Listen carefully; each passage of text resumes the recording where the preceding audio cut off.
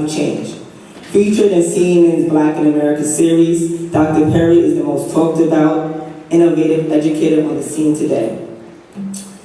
Perry is the founder and principal of what U.S. News and World Report has cited as one of the top schools in the country, Capital Preparatory Magnet School in Hartford, Connecticut. Capital Prep has sent 100% of its predominantly low-income minority first-generation high school graduates to four-year colleges every year since its first graduated class in 2006.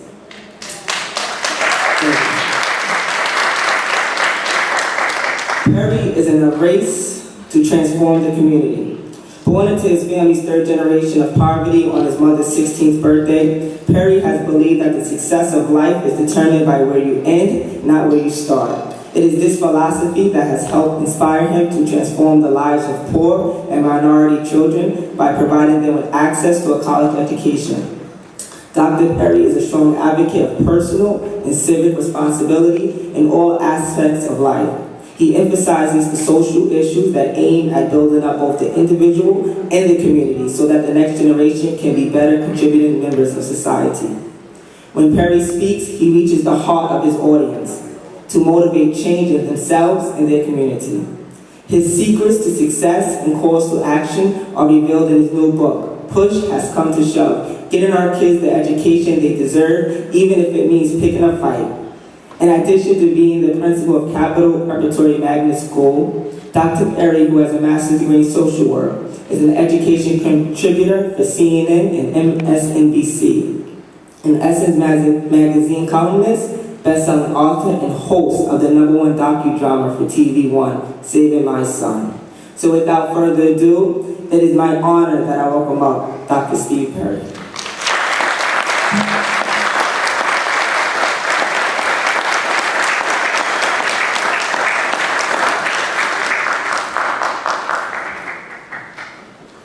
How y'all feeling? Good morning. All right. Can you give it up for Hakeem one more time, please?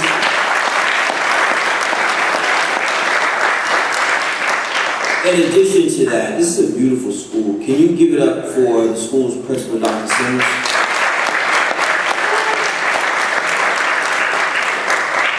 And since I'm in the giving mood, even, I typically don't even get along with board's education, but since y'all came out today, I'm excited to see you for board members. And of course, every idea has a visionary, and you can never overlook the visionary. And very often, the most ardent visionaries don't want the accolades publicly, but they deserve them. And I remember when we were preparing for the Million Man March in 1995, Minister Farrakhan spoke to us in Philadelphia. There were these, what they call training sessions. Some of y'all wouldn't have known about them, but trust me, there were. It's how to act when we came together. And one of the things that Minister Farrakhan said was that you can try as you might to separate the vision from the visionary, but you lose the purpose. And so Dean Saunders deserves a tremendous round of applause for his vision.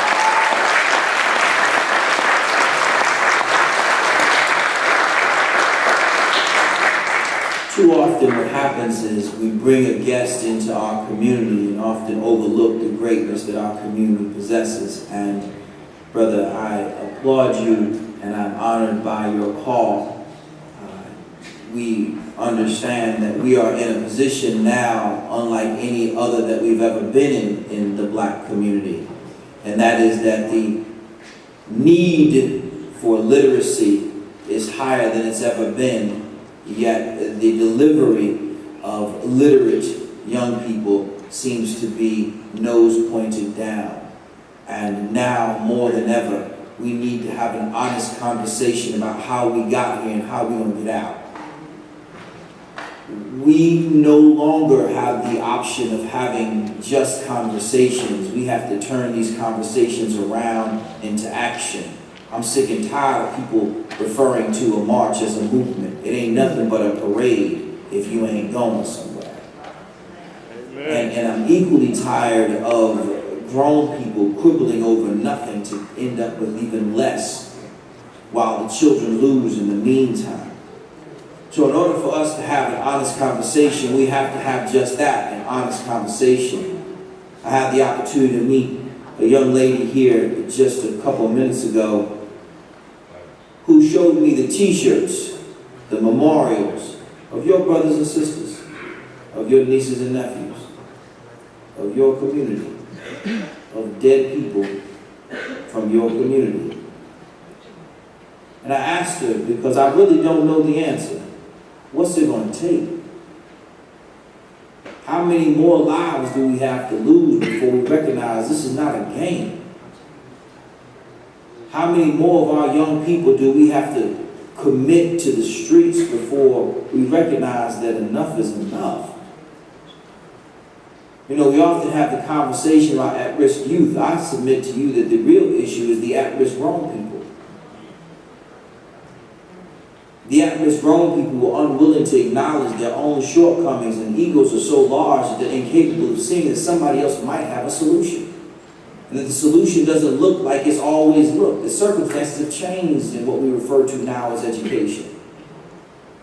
While schools like this are amazing, it's virtually impossible to build a school like this anywhere else in the world. So we have to find more solutions. And in so doing, we have to understand that the solution will come from a bunch of different places. And one of the first places the solution is going to come from are from our young people.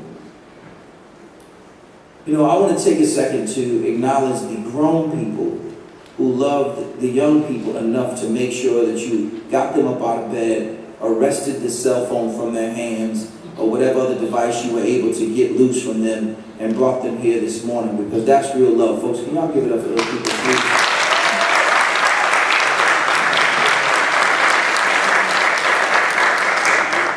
I'm going to come down and rap to them in a second, but I just wanted to talk to the grown people. I want to talk to the grown people because we have misled ourselves into thinking that we who have had access to the middle class, in fact, are middle class. Being black in middle class is to be black first. Amen. Means that we have to make different decisions than other people. Unlike other people who are middle class, we can't just send our child to any old school, because then we have to decide if we're going to send our child to a good school or integrated school. Because very often they're not one and the same. And so we have to struggle with the challenges of, do we send our child to the school we grew up in that we know we don't want to be at? Or do we send our child to the school that's closest to our house that we bought the smaller house and paid a lot more for it so that we could have access to what we believed would be a better academic experience, only to find that our black boys are as much carnage in those schools as they were anywhere else? That the achievement gap is real, really real. And has been perpetuated by people who look just like us in many cases. Gone are the day that we can just sit back and blame white people for the situation we find ourselves in. Because we become the butcher, the baker, and the candlestick maker. And that which we are serving up, that which we have grown, has become a poisoned fruit. So we have to ask ourselves, are we really willing to do more than march in the parade around Dr. King's birthday, where we commemorate his death?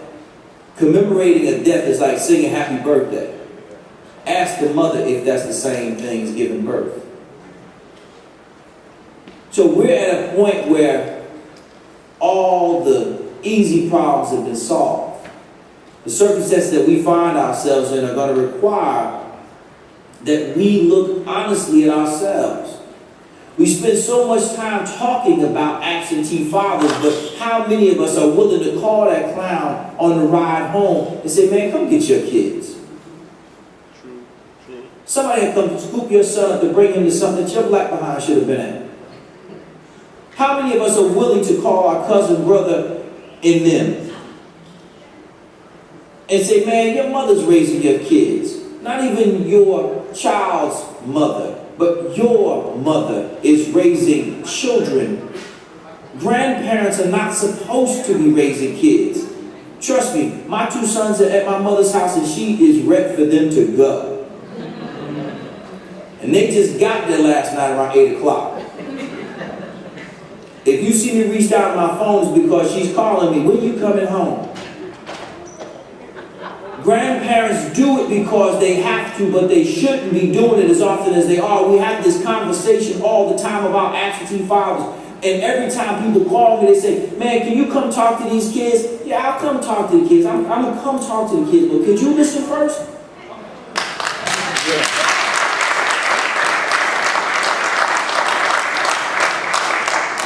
Could you listen to the fact that they're sick and tired of me talking to them?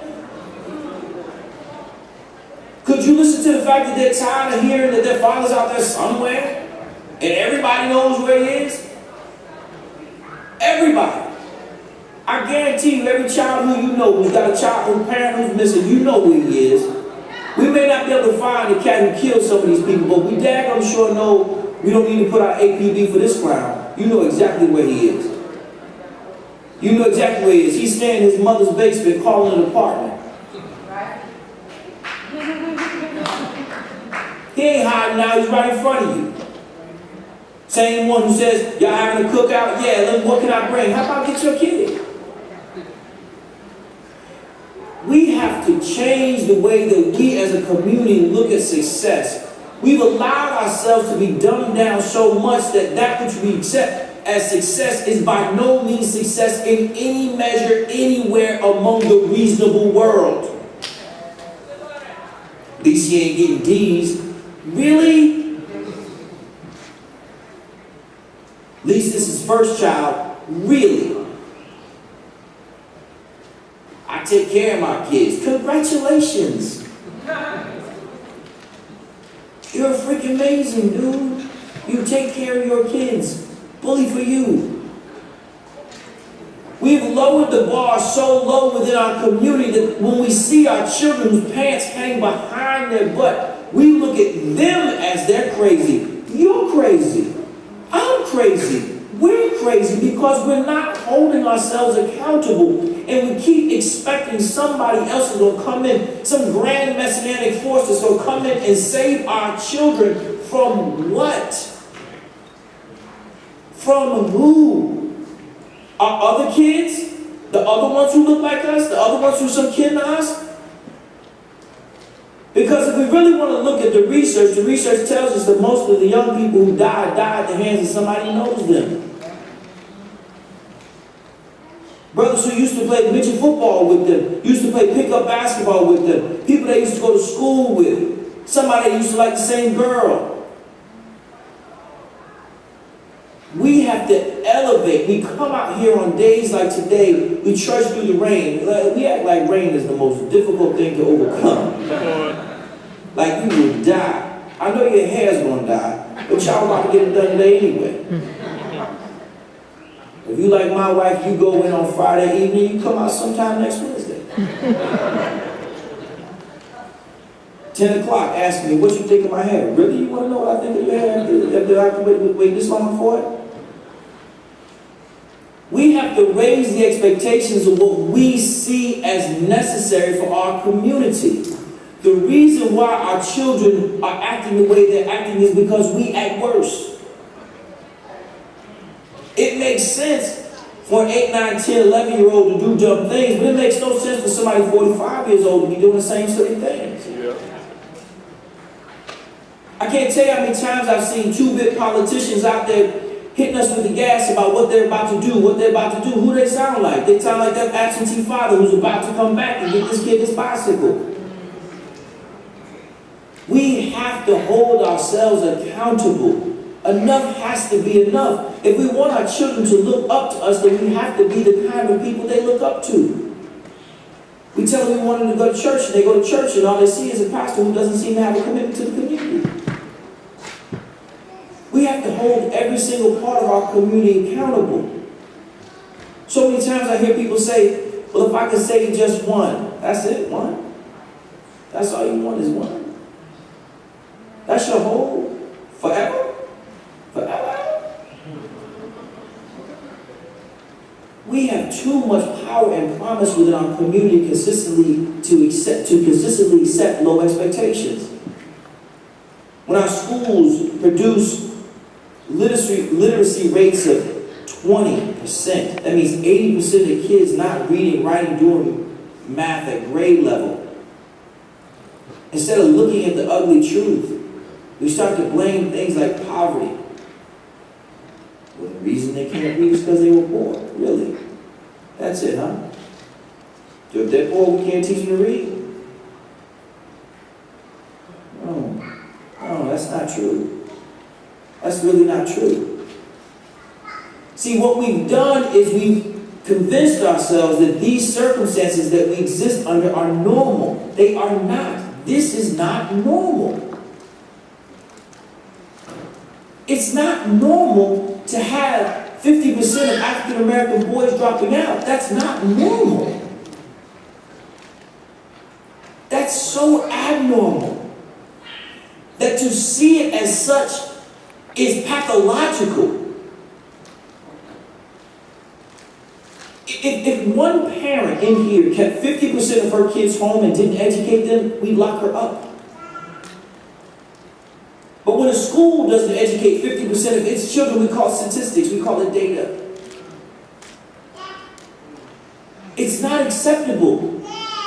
It's not normal when you love somebody. When you love somebody, you hold them to the highest of expectations. When you love somebody, you show them how to do it right.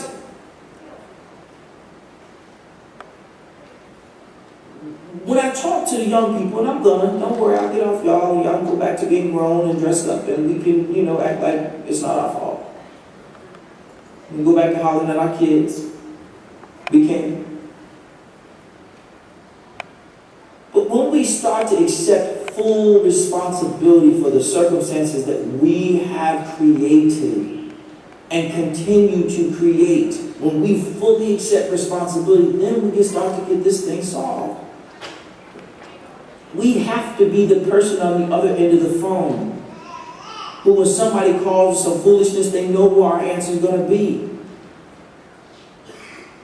If your brother is not taking care of his children, he should know that if he calls you, the first words out of your mouth will be, when you'll come get your kids. He calls you to say, hey man, I just got a new job. You turned everything around. Must mean you're going to start paying child support. Hey, I'm moving.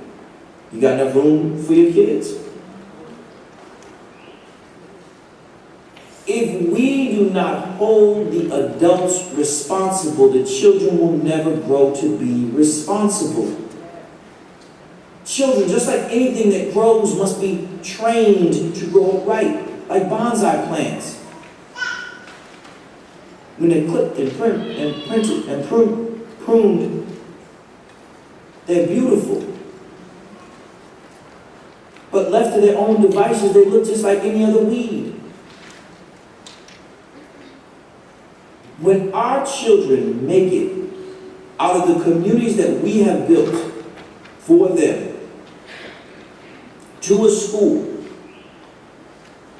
to carve out something that looks like an education, then we have to accept that these are some powerful young people. Yet when they come into what I've referred to as an over-feminization of primary education, what's going to happen is they're going to be asked to sit crisscross applesauce on a carpet. Not even a good carpet, just a colorful, dirty carpet. And when they cannot do it, you as parents are going to get a phone call. Ask one grown man in here to sit on this carpet and cross his legs. And watch as it takes 20 minutes for him to get down and up. When we as adults don't use the information that we have to enhance the way in which our children's lives occur, then we ensure that the circumstances that keep creating the pathology of low expectations persist. Says simply, if we don't make fundamental changes to ourselves, we can't change the community, and the children will not.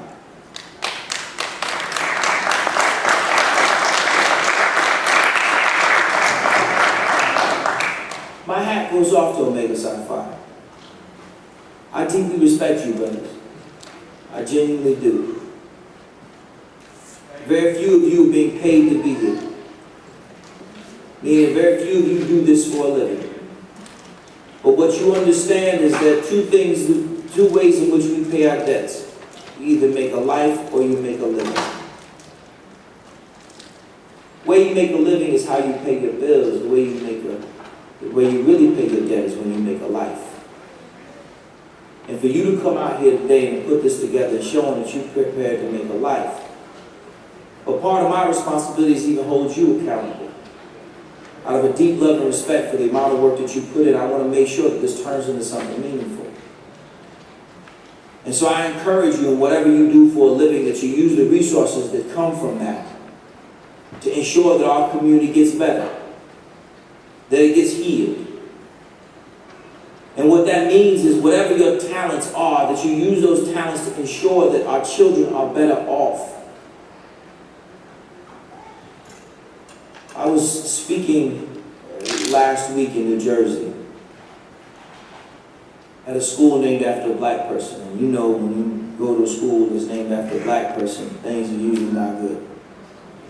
There are very, very few schools named after one of us, on the street named after one of us, that are safe.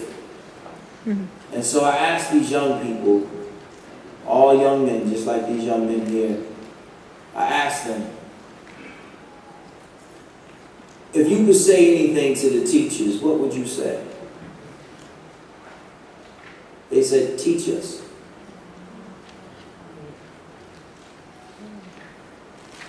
What's chilling about that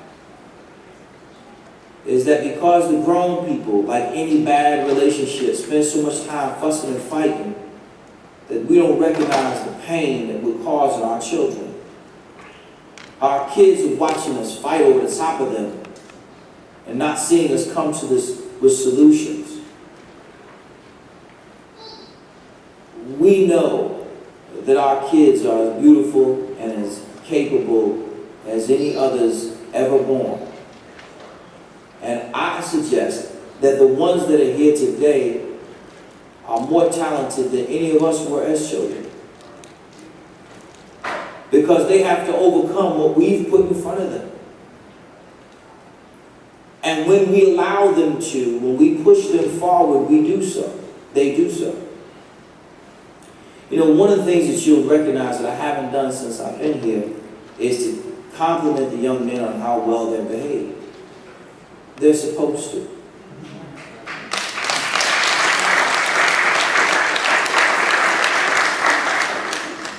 Why would I compliment someone on something that they're supposed to do? That'd be like me running through this audience and saying, good job breathing. Love the way you blink those eyes.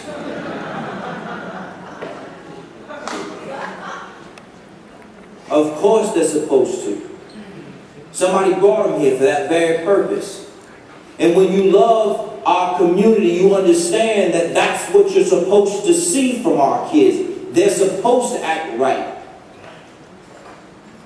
We ain't supposed to be surprised. It's not some big earth-shattering moment. Not one of them discovered a cure for cancer in the meantime. They're sitting still. Congratulations. They're supposed to.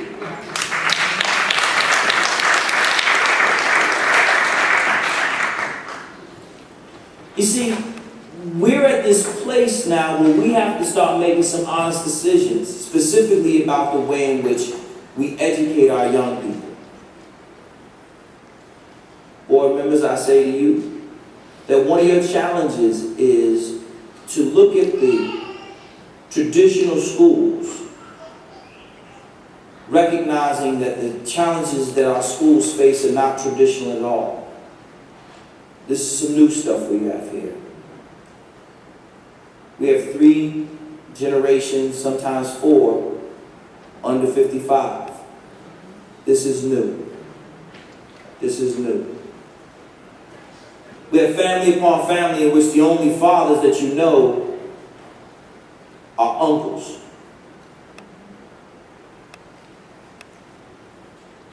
We have to create schools that will compete against a world that has made its mind up that they're going to beat America. They are no longer waiting for a $50 million building or renovations. They're not complaining about those things. They understand that they have to take this technology that is in their hands and use it as a teaching tool. They're not worried about teachers' union contracts. They're not quibbling over minutes in the day or days in the year. They are trying to find solutions right here, right now. You're not hearing people in Singapore, some of the poorest parts of the country, parts of the world over there, complaining about poverty. You're not hearing North Korea complaining about poverty. You're not hearing them talk about race. You're hearing them talk about the race to the top. Not the president's race to the top, but the global race to the top. The one in which those other countries come in and whoop the pants off of us. The one in which they come in and send a child to our high school in the 9th grade who can say no more than hello. But by the time they're in the 10th grade, they have a higher SAT score than our children. Who graduate as valedictorian, who give a speech that is barely audible, truly barely audible. And we sit here talking about the same old silly problems. Well, what about poverty? Solving poverty first. And what about absentee parents? And we have that conversation over and over and over and over and over and over again. Meanwhile, they are toiling upwards through the night, coming here, beating our behinds. One of the TV networks I do is Chinese television. That's real. I really do.